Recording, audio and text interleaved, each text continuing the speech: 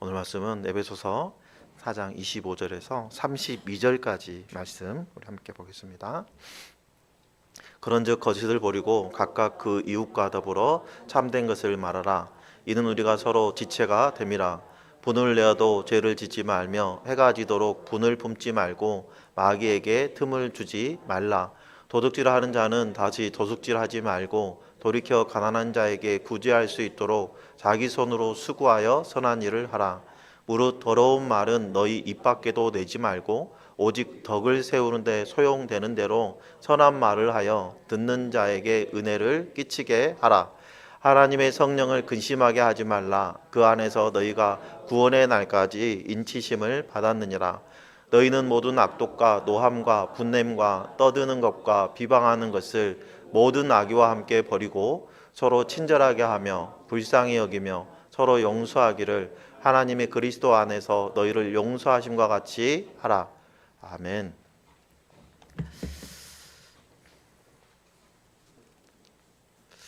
여러분, 같은 공간에 있는데 말 한마디 때문에 분위기가 완전히 달라지는 그런 경험 해보시죠? 제가 군 생활할 때였어요. 막 영관급으로 과장이 되었을 때인데요. 밑에 부하가 대위, 중위 이 정도 계급입니다. 대위에게 업무를 지시를 했어요. 근데 가져온 걸 보니까 참 양에 찰 리가 없죠. 그래서 보고서를 확 던지면서 야, 이것도 일이라고 해왔어? 다시 해와 던졌거든요. 아차 싶었는데 사무실 공기가 싸늘해졌습니다. 이날 이 부하는 하루 종일 풀이 죽어 있었어요. 이후로도 며칠이 지나도록 저한테 주눅이 들어가지고 말을 잘 못하는 거예요. 내 앞에만 오면 말을 막 더듬는 거야. 이러면 안 되겠구나 싶어서 제가 태도를 바꾸었어요. 아니, 부하가 과장인 나랑 똑같은 업무를 가지고 능력을 가지고 있으면 그 친구 과장하지 왜 부하이겠어요. 직접 펜을 들고 요령을 차근차근하게 가르쳐 주었습니다. 실수투성이 보고서를 들고 와도 야, 그래 이거 보고서 만드느라 고생 많았지, 머리 쥐났지, 그래 잘했는데 이 부분만 수정하면 좋을 것 같아. 그래서 펜으로 첨언해주고 했죠. 시간이 지나니까요, 이 친구의 업무 능력이 일취월장했습니다. 심지어는 옆 사무실에서 이 친구를 좀 훈련 기간 동안 빌려달라고 할 정도로 이 친구의 능력을 탐내기도 했어요. 여러분, 제가 말의 온도를 다르게 하기 이전과 이후에 우리 업무는 똑같았어요. 틀린 게 하나도 없어요. 6개월에 한 번씩 똑같은 업무 주기가 돌아오고요, 1년에 한 번씩 똑같은 업무 주기가 돌아와요. 그런데요, 분위기가 완전히 달라졌어요. 달라진 건 딱 하나예요. 말의 온도가 달라진 거예요. 이후에 우리 사무실뿐만 아니라 옆에 있던 격리과 사무실, 그 옆에 있는 관리과 사무실까지 우리 사무실의 분위기가 확장되기 시작했어요. 와, 수성과 봐봐, 분위기 너무 좋은 것 같아. 이래가지고 점점 확장되는 거예요. 그리고 우리 사이에 사무실 안에 있는 가원들은 서로에게 좋은 동료가 되었어요. 그래서 이후 부대를 떠났어도 지금까지도 그때 같이 근무했던 부하들이랑 연락이 됩니다. 지금도 과장님하고 연락 오고 그래요. 가자고 연락 오는 친구가 대령이고 연대장이고 여단장이고 그러는데 아직도 과장님하고 연락 옵니다. 여러분, 사도 바울은 오늘 본문에서 무릇 더러운 말은 너희 입 밖에도 내지 말라. 오직 덕을 세우는데 소용되는 말을 하라 하고 이야기합니다. 여러분, 말은 단순한 소리가 아니에요. 관계를 살리기도 하고 관계를 무너뜨리기도 하는 영적인 도구이죠. 오늘 말씀을 계기로 우리가 관계를 살리는 삶을 살아가는 저와 여러분의 하루하루가 되기를 예수님의 이름으로 축복합니다. 우리 지난 주일날 에베소서 2장에서 우리를 죄에서 건져주신 하나님의 그 크신 사랑으로 인해서 우리를 포에마, 다시 말하면 하나님의 작품으로 만들어 주셨다라고 은혜를 나누었죠. 우리는 더 이상 옛사람으로 살도록 내버려 두는 존재가 아니고 그리스도 안에서 새 사람으로 빚어진 존재들입니다. 사도 바울은 하나님의 이 무한한 사랑이 얼마나 큰지 우리가 제대로 반응해야 된다. 그 크고 놀라우신 우리의 삶에 사소한 행위 하나하나까지도 하나님의 그 은혜에 누가 되지 않도록 우리가 반응해야 된다 하는 의미에서 먹든지 마시든지 무슨 일을 하든지 모든 일에 하나님의 영광을 위해서 하라, 이렇게 얘기를 했었어요. 사도 바울이 이렇게 권면하는 이유는 우리가 하나님의 작품으로 재창조된 이유가 하나님의 은혜의 그 지극히 크심을 흘려보내고 그 풍성함을 드러내고 우리가 은혜의 통로로서 하나님의 뜻을 향하는 삶을 살아가기를 원하셨기 때문이다 하는 말씀까지 우리가 나누었습니다. 그렇다면 오늘은 새 사람은 일상에서 어떤 삶의 모습이 나타나는 걸까 하는 부분을 살펴보려고 해요. 여러분, 믿음은 마음 속에만 머물러 있지 않습니다. 가장 먼저 말로 나타나고요. 그리고 감정을 나타내는 방식으로 나타나고, 그리고 결국에는 관계를 만드는 방식으로 나타나게 됩니다. 오늘 본문 에베소서 4장 25절 32절은 우리에게 행위로 구원받아라, 말을 이쁘게 해서 구원받아라, 이런 얘기가 아닙니다. 우리는 이미 은혜로 구원을 받은 사람들이에요. 그래서 그 은혜에 합당한 모습으로 새롭게 살아가라 하고 우리를 부르시는데 그 첫 번째 덕목이 말에 있다는 겁니다. 우리를 향한 하나님의 뜻은 우리를 거룩하게 하시고 그 거룩이 흘러가서 이웃을 살리는 자가 되기까지 이르게 하시고 싶으신 거예요. 그 열매 가운데 핵심 되는 것이 영혼 구원이죠.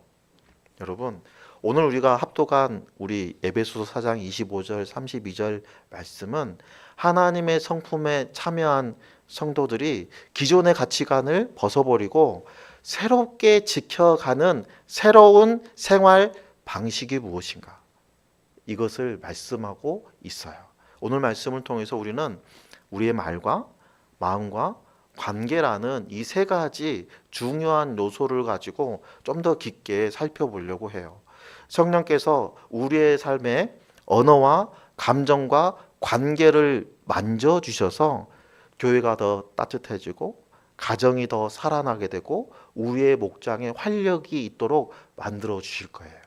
내가 아니라 우리 안에 거하시는 성령님이 우리를 성령님의 통로, 은혜의 통로로 만들어 주셨기 때문입니다. 오늘 본문에서 강조하시는 세 사람의 생활 방식은 크게 세 가지로 구분해 볼 수 있는데요. 첫 번째는 말은 진리로 하라. 두 번째는 마음은 절제하라. 세 번째는 관계는 은혜로 하라 하는 말씀이에요.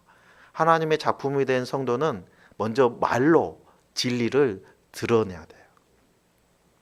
말은 버려야 할 것과 행해야 할 것이 있습니다. 사도 바울이 말에 대해서 이렇게 먼저 언급하는 이유는 세 사람의 삶의 방식이 변화되는데 입술에서 가장 먼저 나타나기 때문이에요. 인간의 언어는 사람을 죽이기도 하고 살리기도 합니다.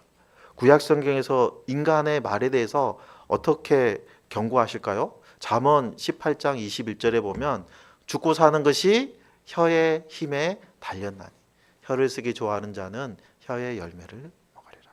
여러분, 어디에 달렸다고요? 죽고 사는 것이 이 혀의 힘에 달렸다고 하십니다.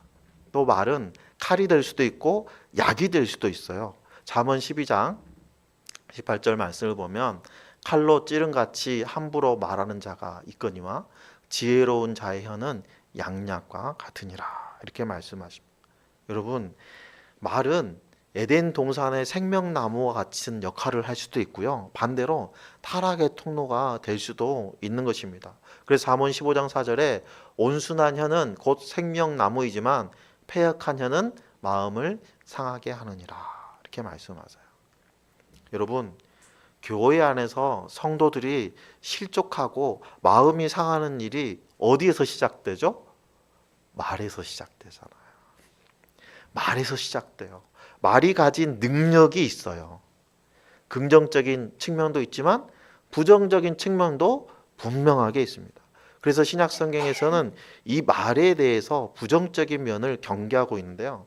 야고보서 3장 5절 6절 이와 같이 혀도 작은 지체로 돼 큰 것을 자랑하노도다.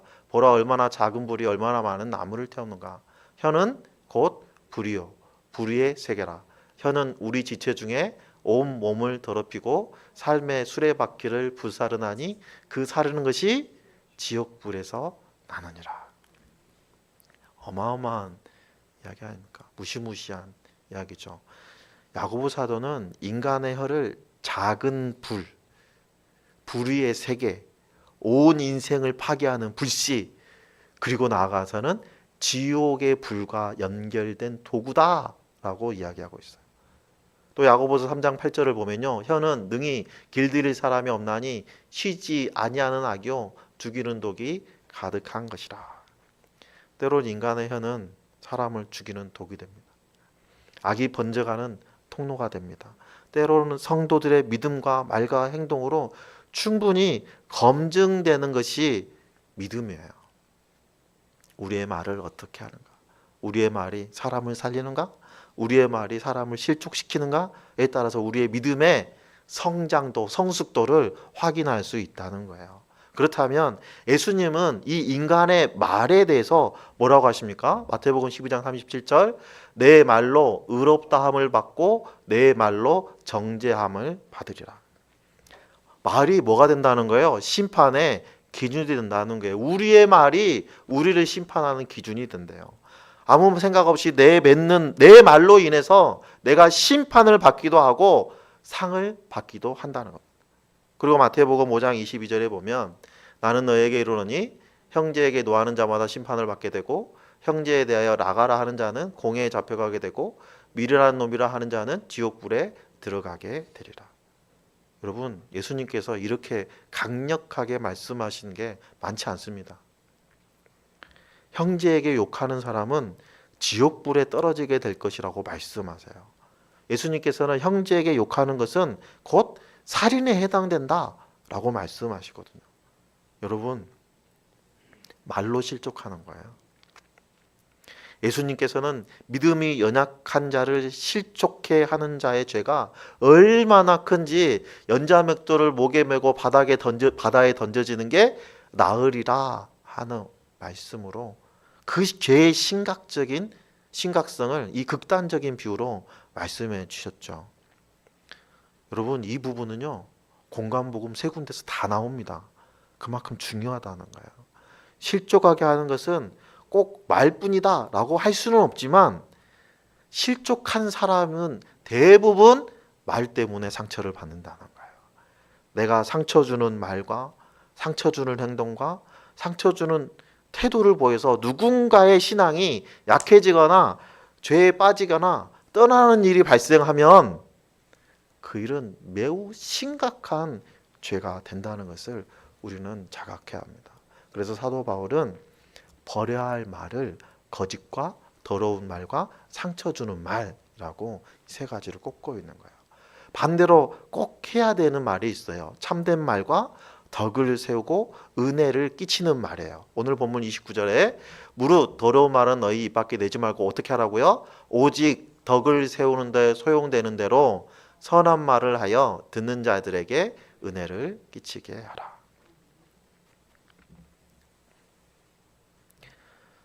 여러분, 예수님은 누구든지 자기를 낮추는 사람, 겸손하게 자기를 낮추는 사람이 천국에서 큰 자가 된다라고 말씀하셨어요. 성도들의 말은 이렇게 겸손하게 덕을 세우는데 사용되어야 됩니다.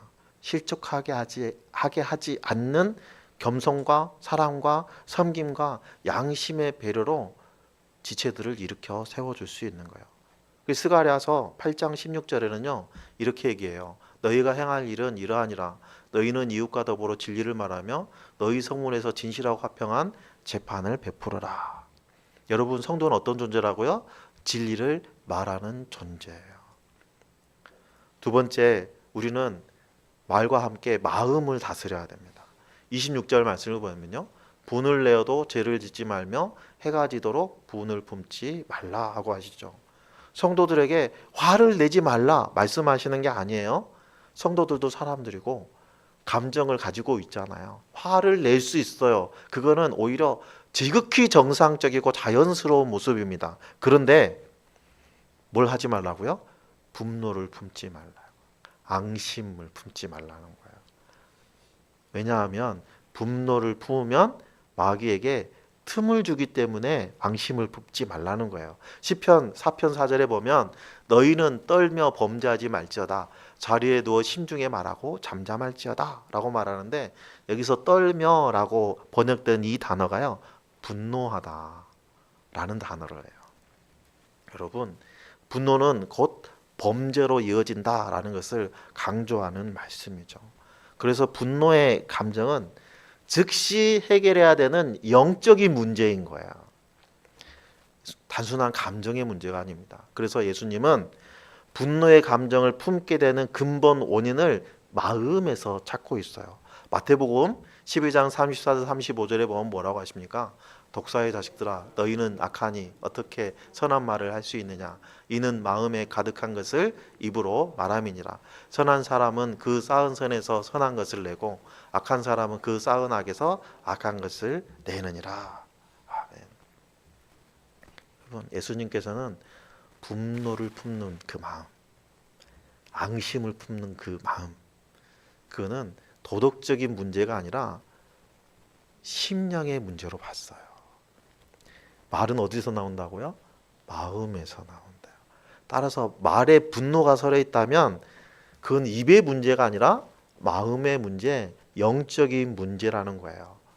그래서 모든 일은 마음 먹기에 달려 있다, 이런 속담이 있잖아요. 잠언 23장 7절에 상반절에 보면 무릇 그 마음 생각이 어떠하면 그 사람됨도 그러하니, 마음 먹는 대로 사람의 인생이 흘러간다는 거예요.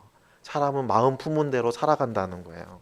세상과 성도의 다른 점은요, 그 마음에 품는 것, 다시 말하면 마음속으로 계획하는 것조차도 하나님의 주권 아래 있다는 거예요.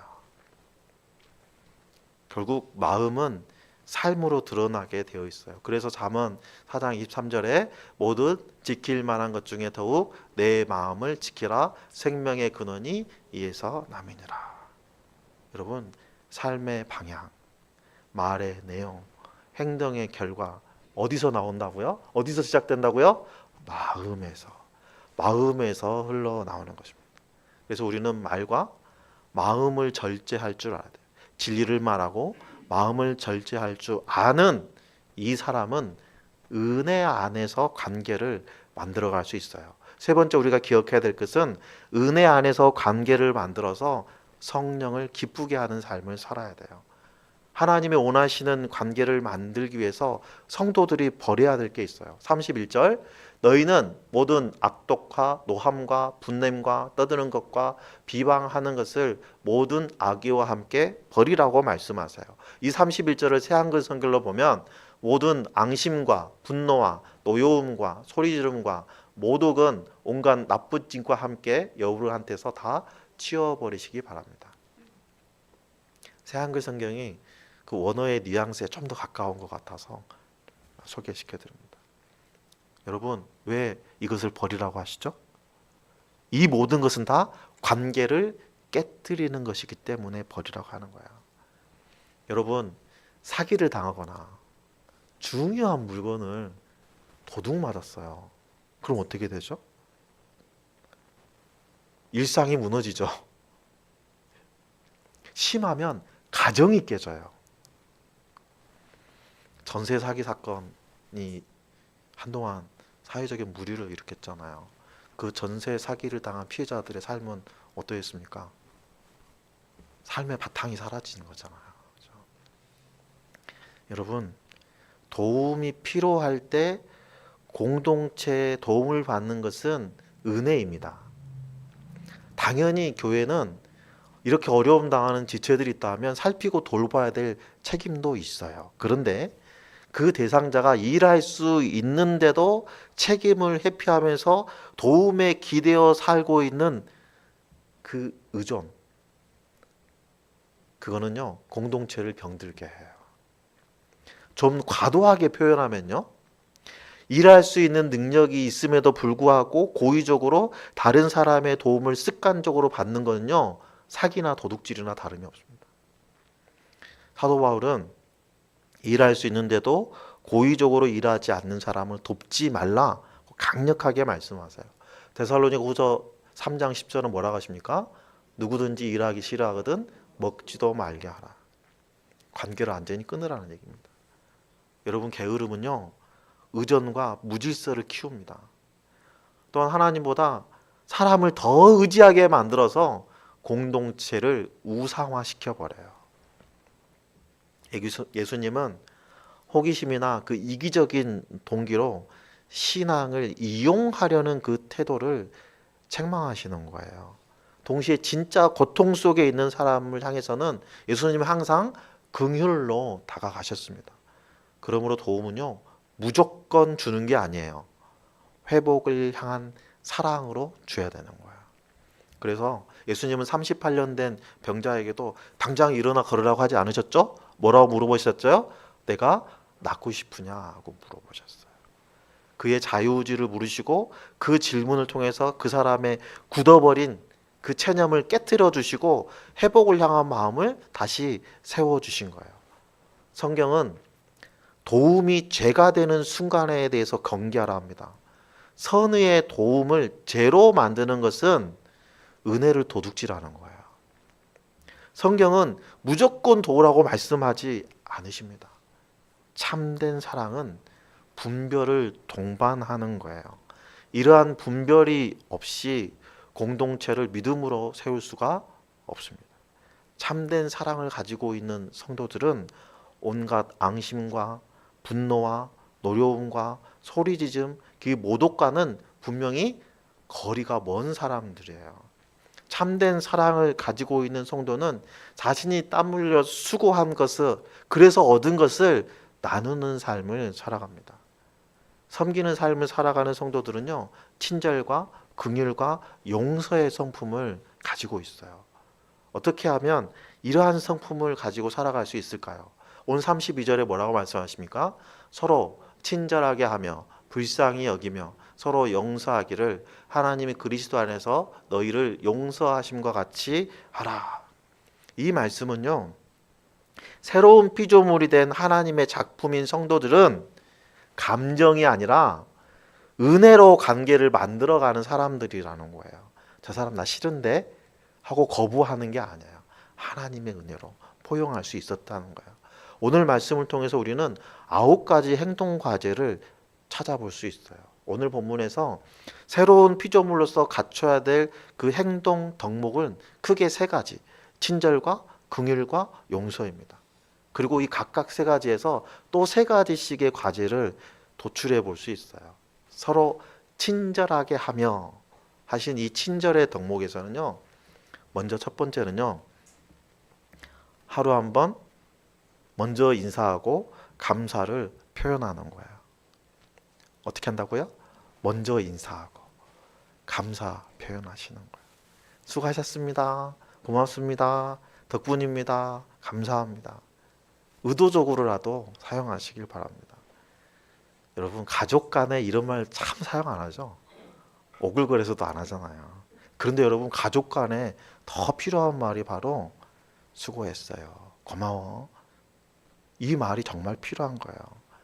여러분 부부 십계명에 보면 의도적으로 장점을 찾아 칭찬하기 이게 10번째 계명이 있더라고요. 요즘 MZ세대들은 결혼할 때 부부 십계명을 서로 읽더라고요. 여러분 의도적으로 장점을 찾아 칭찬하기 이거는요 꼭 부부에만 적용되는 건 아니죠. 우리 인간관계 모든 인간관계에 다 적용되는 거야.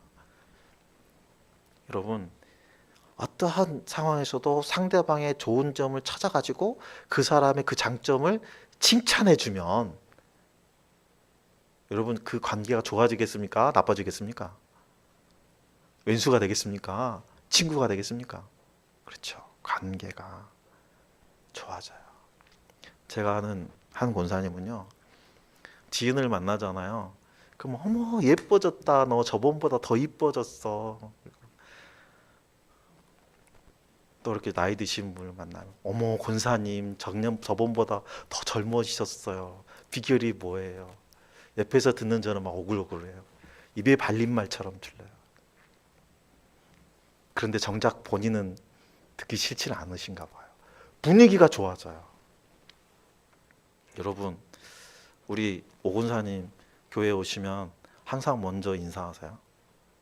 나이가 다 어린 성도들한테 먼저 따뜻하게 인사하십니다. 한참 나이가 어린 성도들에게, 심지어는 우리 주은이 진용이한테도 먼저 인사를 건네주시거든요. 모범을 보여주시는 거잖아요. 여러분, 여러분의 집에서도 꼭 실천해 보시기 바랍니다. 칭찬하는 것이 몸에 오글거려지라도 먼저 어떻게 하라고요? 수고했어, 고마워, 감사해, 이렇게 덕분입니다 라고 의도적으로 꼭 사용해 보시기 바랍니다. 두 번째는요, 상대방의 말을 끊지 않고 경청하는 거예요. 목장에서 삶을 나눌 때 상대방이 이야기를 시작하면 갑자기 훈계 모드로 바꾸어서 간섭을 시작하시는 분이 있잖아요. 선생님이 되시는 분들 있잖아요. 여러분, 목장에서 삶을 나눌 때요, 해결 방법을 몰라서 이야기하는 경우는 거의 없어요. 뭘 원하는 거죠? 공감을 원하는 거예요. 그러므로 반박하거나 조언하지 마시고요, 경청을 선택해 주세요. 여러분, 근데 주의할 점이 있어요. 말씀하시는 분이 행선수설할 때, 삶의 나눔이 막 10분, 20분, 30분 막 계속 이어갈 때, 이거 어떻게 대처해야 되죠? 그때는 리더의 역할이 커요. 그러니까 집사님은 이렇게 말씀하시는 거죠? 이거는 이렇게 기도하면 좋겠네요 하고 아름답게 대화를 좀 끊어주시고 정리해 주셔야 돼요. 그리고 말을 하는 분도 내가 무슨 말을 해야 될지 메모해 주시는 게 좋아요. 그리고 내가 이야기를 하는데 자꾸 옆에서 사람들이 끼어든다, 그러면 그 사람만의 문제가 아니라, 아, 말하는 나에게도 문제가 있나? 라는 것도 생각해 보셔야 돼요. 여러분, 어쨌든 간에 목장 모임을 할 때는 가급적 경청해 주시고, 말의 분량을 조절하는 것은 다른 목원들이 관여하지 마시고 목녀에게 온전히 맡기시기 바랍니다. 세 번째는요, 비판 대신에 배려를 선택하는 것을 실천하는 거예요. 여러분, 대화를 나눌 때요, 표정하고 말투가 굉장히 중요해요. 여러분, 인간의 의사 전달 과정에서요, 비언어적인 요소가 90% 이상 차지한다는 거 이야기 들어보셨죠? 비언어적인 요소가요, 실제 통계상으로는 93%에 달한다 하거든요. 그런데 이거는요, 어떤 특정한 실험의 상황에서 만들어진 거기 때문에 우리 일상생활에 그대로 적용하기에는 무리가 있습니다. 하지만 여러분, 카톡 글에도 감정이 있는 거 아신가요? 카톡을 이렇게 딱 보면 감정이 느껴져요. 아, 이 사람 화났구나. 이 사람 기분이 좋구나. 거기에 음성이 들리지 않잖아요. 하지만 카톡의 글자 하나하나에도 비언어적인 요소로 그 사람의 감정이 나한테 오는 거예요. 그래서 비언어적인 요소가 중요한 거예요. 상대방이 얘기하는데 딴청 피우고 있고 하품하고 있고 그러면, 아, 저 사람이 내 말을 경청하지 않는구나, 이런 생각을 하게 되겠죠. 따라서 여러분, 대화를 나누면요, 그 사람의 입을 보거나 그 사람의 코를 보면서 집중해 주셔야 돼요. 눈을 보면 싸우자는 것처럼 보이거든요. 그렇죠? 뭐 턱끝을 본다거나. 그러면 여러분, 이렇게 마음을 들여서 경청을 하면 마음이 열리고 마음과 마음이 통하게 되는 거예요. 여러분, 이거는 자동으로 되는 게 아닙니다. 생각하고 하셔야 되는 거예요. 자, 두 번째는요, 불쌍히 여기며 실천하게요. 두 번째는 긍휼이죠, 긍휼. 그래서 여러분, 마음과 시선의 실천이라고 생각하시면 될 것 같아요. 첫 번째는요, 상처받은 사람을 문제로 보지 마시고요, 환자로 봐주세요. 이게 무슨 얘기냐면요, 간혹 마음에 상처받은 사람들이 마음의 굴 속에 들어가서 칩거하거든요. 근데 나는 마음이 편안한 사람들이 볼 때는 이해가 안 되는 경우가 많아요. 왜 저렇게 하지? 답답해 죽겠네 하고 막 간섭하기 시작하면 더 깊은 굴로 들어갑니다. 그럴 때 우리가 어떻게 봐야 된다고요? 맞아요. 아프구나. 마음이 아프구나. 아픈 사람으로 대해줘야 되는 거예요. 여러분, 요즘에는 4명 중에 2명이 우울증이라잖아요. 우리나라 국민의 4명 중에 2명이 우울증이래요. 이 통계 못 보셨어요? 4명 중에 3명은 우울증인데 4명 중에 2명은 우울증 관련해서 약을 먹은 적이 있대요. 4명 중에 1명은 상시약을 복용한대요. 우리나라 인구의 25%가 병리학적으로 우울증 환자들이에요. 그런데 그거 아세요? 우리 집사님 우울증 같아. 병원 한번 같이 가보게. 그럼 뭐라 그래요? 목사님, 저보고 미쳤다는 거예요? 하고 화를 내잖아요. 그 말에 또 내가 상처받잖아요. 그렇죠? 그러면 그 말에 내가 상처받지 않으려면 어떻게 해야 돼요? 그 사람을 뭐로 보라고요? 환자로 보라고요. 정상적인 사람이 아니고 이 부분에서는 아픈 사람이구나. 인정해 주라고요.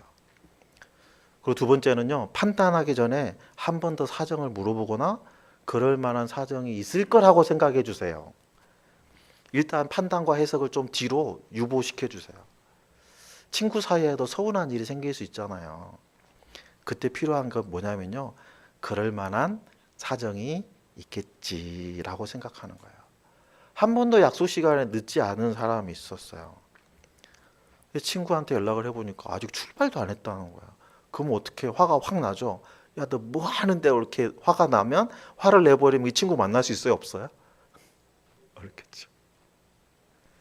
사정이 있겠구나. 갑자기 아파서 그럴 수도 있고요. 그렇죠? 갑자기 아이가 아플 수도 있고 피치 못한 급한 사정이 생겼을 수도 있잖아요. 무슨 일 있어? 하고 걱정의 마음을 담아서 얘기해 주는 거하고 뭐 다른데 아이까지도 안 나오냐? 하고 하는 거하고는 대화의 룰이 달라지겠죠? 온도가 달라지죠. 그다음에 여러분 상대방을 위해서 기도 제목을 하나를 품고 기도하세요. 우리 교회 같은 교회에 있어서요. 유독 관계가 힘든 분이 있어요. 마음을 터놓기 어려운 분이 있어요. 그럼 어떻게 해야 된다고요? 그 사람을 위해서 기도 제목을 하나 정하고 기도하는 거예요. 관계가 어려운 사람뿐만 아니라 어려움 당해서 낙심하고 있는 지체가 있다면 그 지체를 위해서 먼저 기도하세요. 상대방의 마음도 모르면서 어줍지 않게 위로한다고 했다가 마음의 상처를 더 줄 수 있거든요. 여러분 때로는요. 친구가 나한테 옆에 와서 아무 얘기 안 하고 그냥 자리만 지키고 있을 때 더 큰 위로가 될 때가 있어요. 여러분 긍휼이라는 거는요. 무조건 덮어놓고 불쌍하게 보라는 말이 아닙니다. 그 사람을 포기하지 않는 거예요. 어떠한 경우에도 그 사람을 기억하고 포기하지 않는 것, 이게 긍휼입니다. 한동안 너무나 미워하던 사람이 있었는데 어느 날 보니까 그 사람이 불쌍하다라는 마음이 들 때가 있어요. 여러분 나보다 재산도 많고 사회적인 지위도 높은데 왜 불쌍하다는 생각이 들까요? 그때서야 상대방이 나의 관계 안에 들어왔다는 의미예요. 내가 사랑을 흘려보내야 될 대상으로 그때부터 인식이 되었기 때문에 불쌍하게 보이는 거예요. 이렇게 갑자기 불쌍해 보이는 사람이 생기잖아요. 그러면 동정심을 발휘하라는 게 아니고요. 그 사람을 위해서 기도 제목을 한 가지 정하고 1분이라도 10초라도 기도하는 거예요. 여러분 그 기도의 능력을 경험하게 되실 겁니다. 여러분 진정한 사랑, 진정한 관계는 영혼 구원으로 이어지게 되어 있어요. 그러니까 기도해야 돼요. 이러한 관계를 만드는 것을 방해하는 것이 분노와 앙심과 미움 이런 것들이에요. 이러한 감정을 떨어뜨리기 위해서 어떻게 해야 되죠? 그래서 세 번째 관계의 측면에서 용서하는 거예요. 용서는 깨어진 공동체를 회복시키기 위해서 반드시 필요합니다. 그런데 우리 이런 얘기해요. 그 사람이 와서 미안하다 하면 사과하면 그때 내가 용서하지. 여러분 화해하라고 하지 않습니다. 성경은 화해하라고 하지 않아요. 뭐 하라고요? 용서하라고요. 그 사람이 와서 나한테 잘못했다고 할 때까지 그 조건을 내려놓으라고 하세요. 용서는요 오로지 내 의지예요. 내가 오늘부터 누구를 용서하겠다. 내가 나에게 했던 그 어떤 행위를 어떤 말을 내가 이 시간부로 용서하겠다 하고 선포하는 거예요. 그리고 선포하고 나면 내가 그 일로 인해서 다시는 분노하거나 앙심을 품지 않는다는 거예요. 두 번째는요, 보복이나 헐뜯기나 뒷말하는 것을 의식적으로 감추는 거예요. 멈추는 거예요. 여러분, 입으로 다른 사람을 험담하잖아요. 그럼 그 순간에는 좀 시원할지도 몰라. 어떤 카타르시스가 느껴질 수 있을지도 몰라요. 하지만 그거 아시나요? 그 험담이 결국은 나의 상처를 내 안에서 고착시킵니다. 그 상처가 아물어지지 않아요. 그럼 나는 그 상처의 노예가 됩니다. 내가 누구를 생각할 때마다 분노가 치밀어 오르면 나는 이미 그 사람의 노예가 돼 있는 거예요. 그 사람으로부터 자유하고 싶으면 어떻게 해야 된다고요? 용서를 선포해야 되는 거예요. 여러분, 나 스스로 미움, 분노, 앙심이라는 틀에 가두어 놓지 말고 용서함으로 해서 나를 살려내고 나를 자유롭게 해주시기 바랍니다. 그럼에도 불구하고 용서하기 힘든 사람 있죠? 여러분, 그럴 때는요, 하나님께서 나를 구원해 주신 그 십자가의 은혜를 한번 생각해 보세요. 저는 그랬어요. 예수님이 십자가에 달려있는 그 모습을 생각해 보니까 예수님은 나를 위해서 십자가에 못 박히시까지 했는데 내가 저 사람 용서하는 게 대수랴. 여러분, 관계는요, 감정을 정리하는 게 아니고요, 은혜를 적용하는 거예요. 하나님께서는 그리스도 안에서 나를 용서하시고 사랑해 주셨어요. 그 방식 그대로 내가 다른 사람에게 베풀어 주는 게 용서예요. 그렇다면 이 시간 여러분, 스스로에게 한 3가지 정도 질문을 던져보기로 합니다. 그리고 매일 잠들기 전에 이렇게 물어보세요. 나는 누구에게 친절을 선택했는가? 나는 분노를 품지 않고 오늘 안에 풀었는가? 나는 한 사람을 위해 긍휼로 기도하였는가? 여러분, 에베소서 4장 25절에서 32절은 세 사람의 삶을 아주 분명하게 보여주고 있어요. 말은 진리로 해라. 마음은 절제하라. 관계는 은혜로 만들어 가라.